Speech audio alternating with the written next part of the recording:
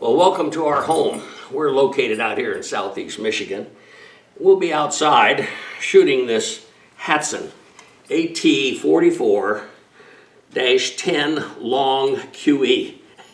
That's really its model, and I'll tell you why it has all those letters in a minute. But let's begin right here in the house, because Hollowhead here said he'll help me.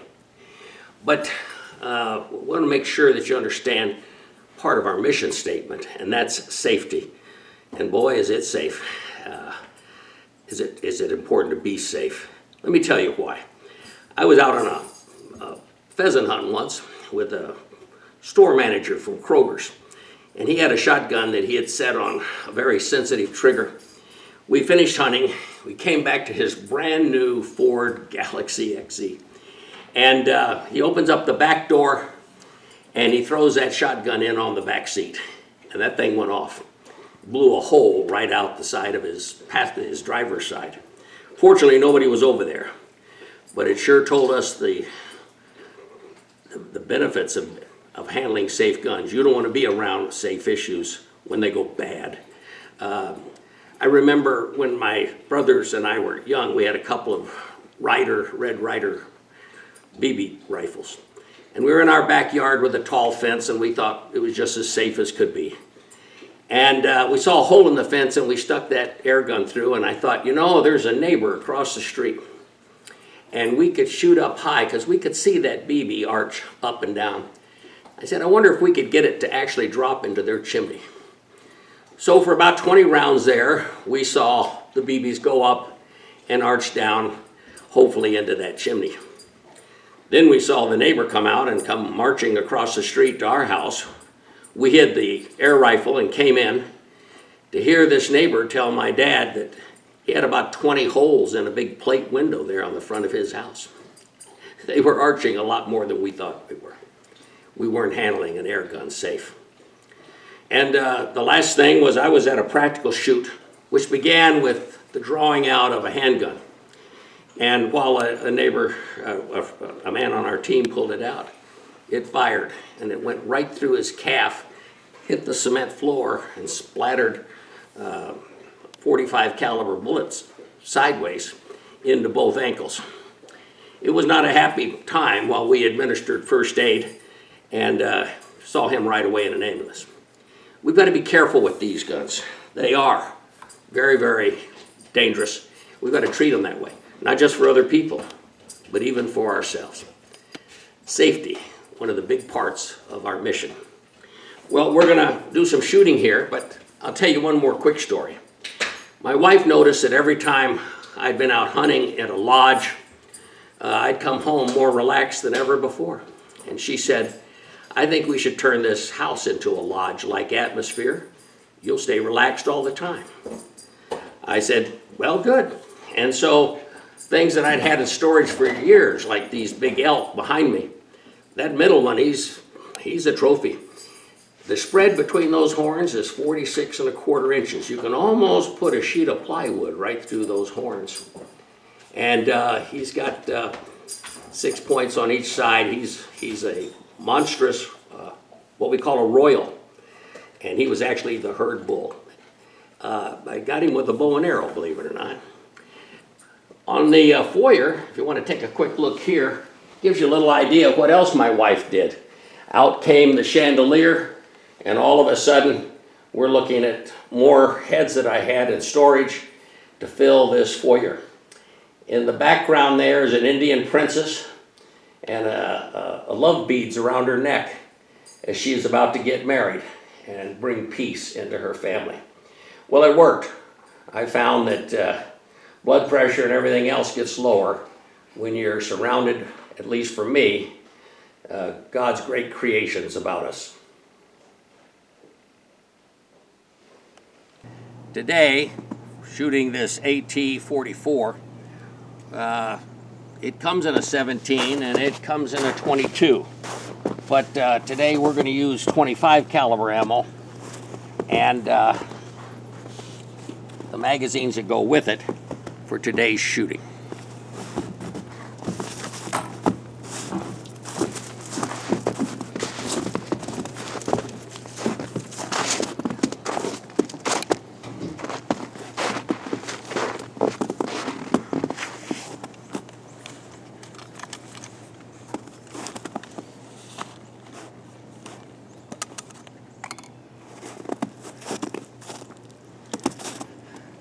I've already used a rangefinder because we have 3 ranges down here. But we're going to be shooting at 65 yards. We're going to shoot at some frying pans and see if we can't make a few of them go bong, bing, bing. And I think we're going to shoot at our gargoyle. He's about the size of a rabbit standing up. And then I have a couple other steel targets that we'll shoot at from here.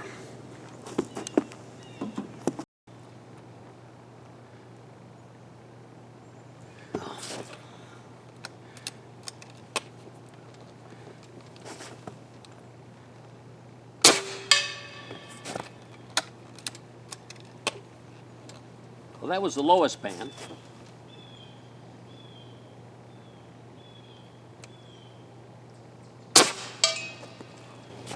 That was the second lowest.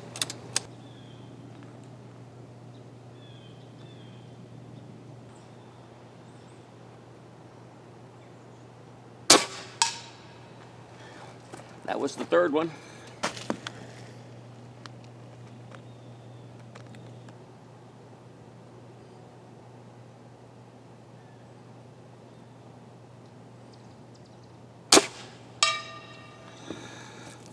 And there's your 4 frying pans.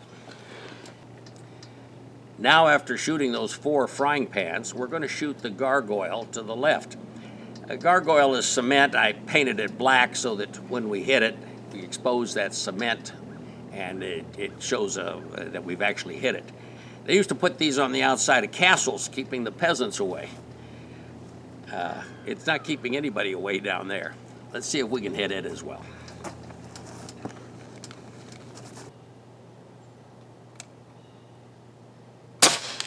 Here we go. Well, he's got a couple more marks in him now. Well, we had about 6 or 7 inches of snow here the other day. Normally, we're wondering whether we're going to have a white Christmas, and we're going to have a white Thanksgiving, that's for sure. We're a little above freezing today, and parts of it are starting to melt, which we're thankful for. I have a target down there that I made myself, just some parts I found at a flea market. There is a solid piece of steel, and when you hit it, it just makes a little noise, and not audible from here. But it has a hole in it. And I put some saw blades on the other side of that hole so that they would clang, but only if I shot through that hole. So I have called it the Critter's Heart. And let's see if I can't put a .25 caliber pellet through that hole.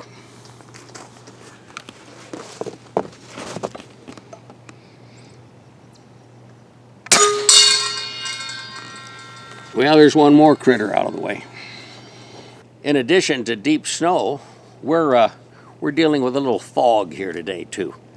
So I hope that doesn't keep you from seeing what you need to see. We don't have any ducks on the pond today, but we do have a duck sign, and let's see what happens when a .25 caliber pellet traveling at about 1,000 feet a second hits the ice right in front of that sign.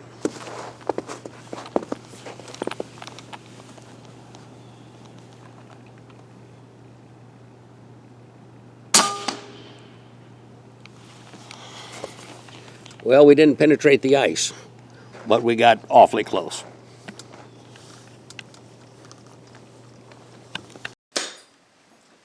Well, come on into the library with me and I'll share some specifications about this Hatsan AT44.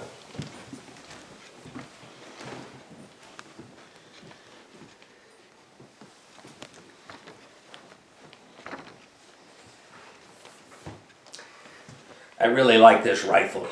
I like it for one reason: it's got such a long barrel. One of the longest in the air rifle industry.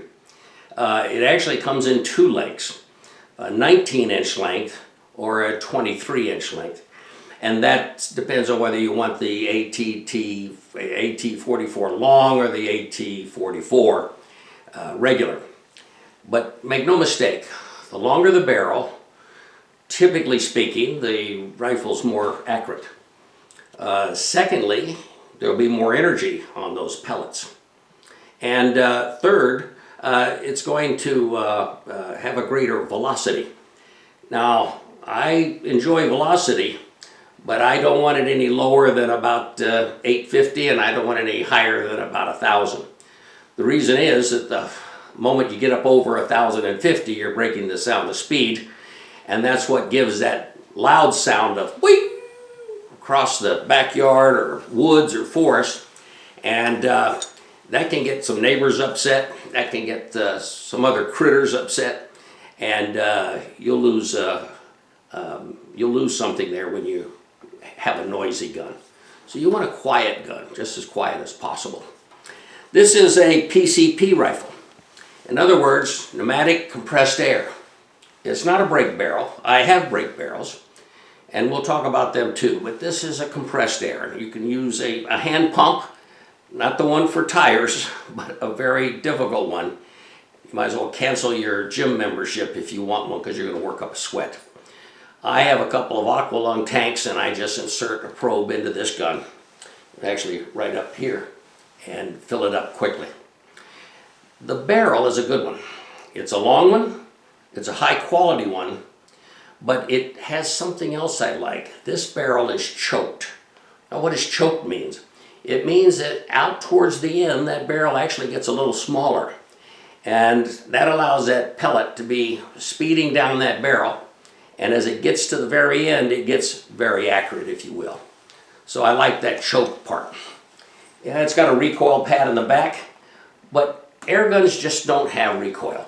Break barrels do, PCPs don't. So I think this is more for looks than just about anything else. It's got a compressed cylinder underneath the barrel right here. And this compressed cylinder can screw out and screw in, and you can take a second or third barrel.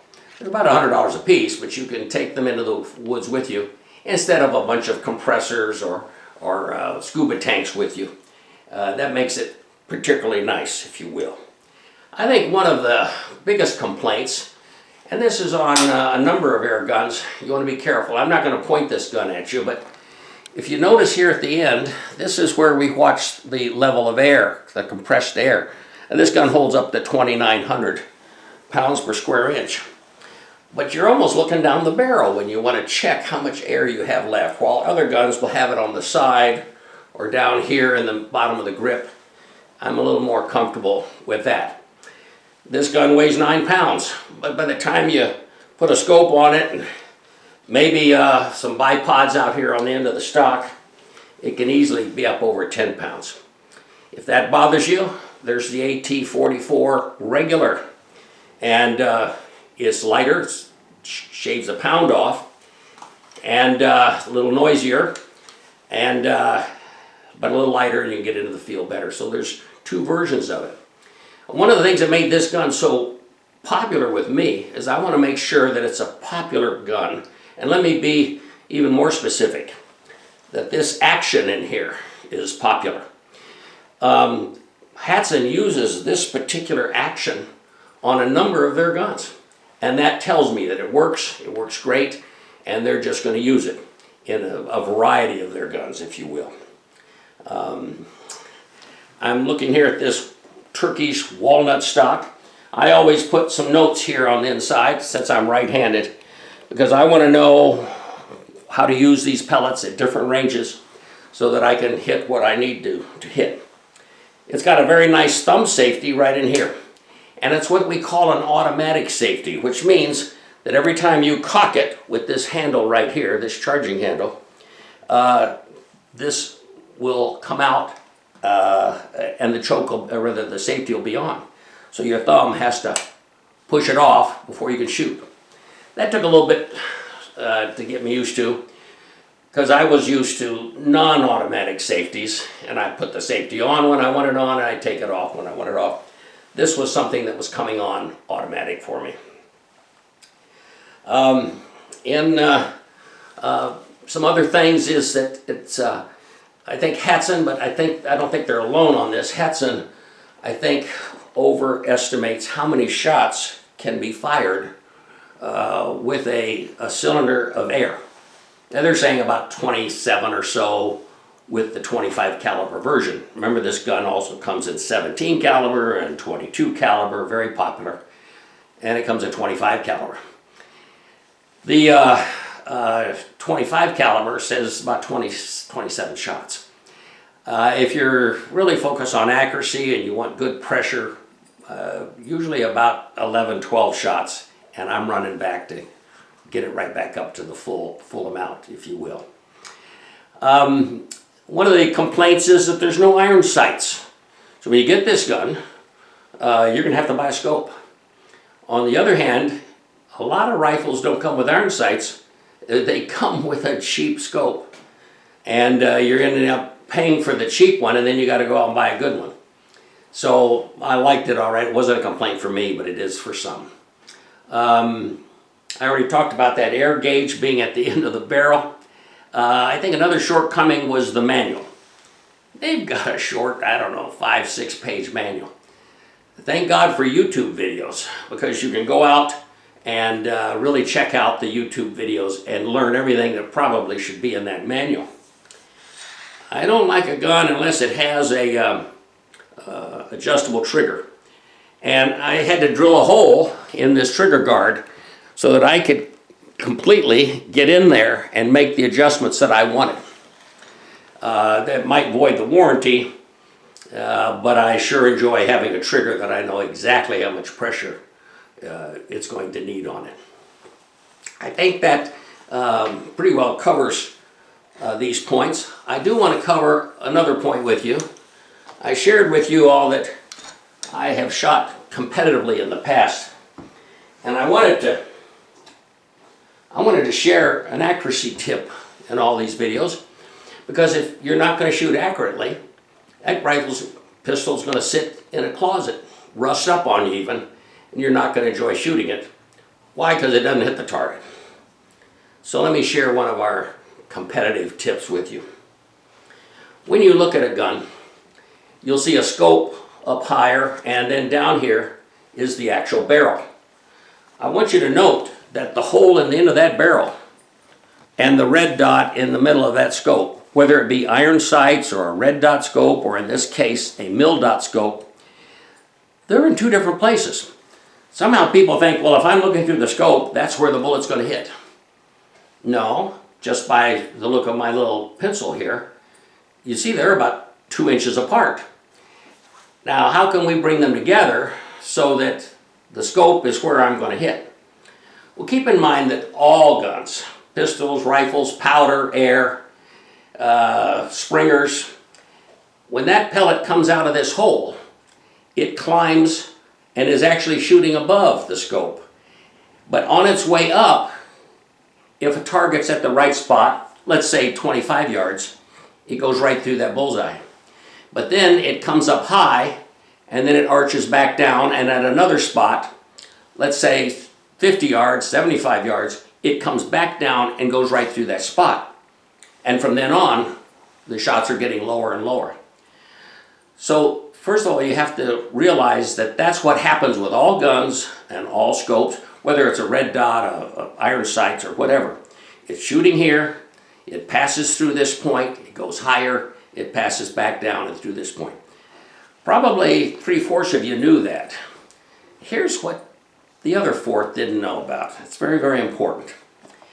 If I have a target here and I bring this up, I think I shared with some of you before that breathing is important. So as we breathe, I was taught, as you let out a third of the breath, you want that bullseye to come right on, the target bullseye, the scope bullseye, onto the target bullseye. And so as you're breathing here, you might get this kind of a motion. And once you get this figured out and ready and right dead center, you breathe up, and then you'd come right down and into that center, and that's when you squeeze off with a third of the air out. Because for about 5 seconds after 1/3 of your air is out, that gun will be steady, and you can pull that trigger straight back and hit bullseye much better. That's only one part of the scope. Watch what happens here too.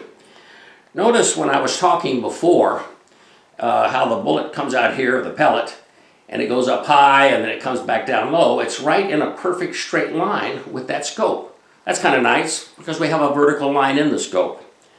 But watch what happens here.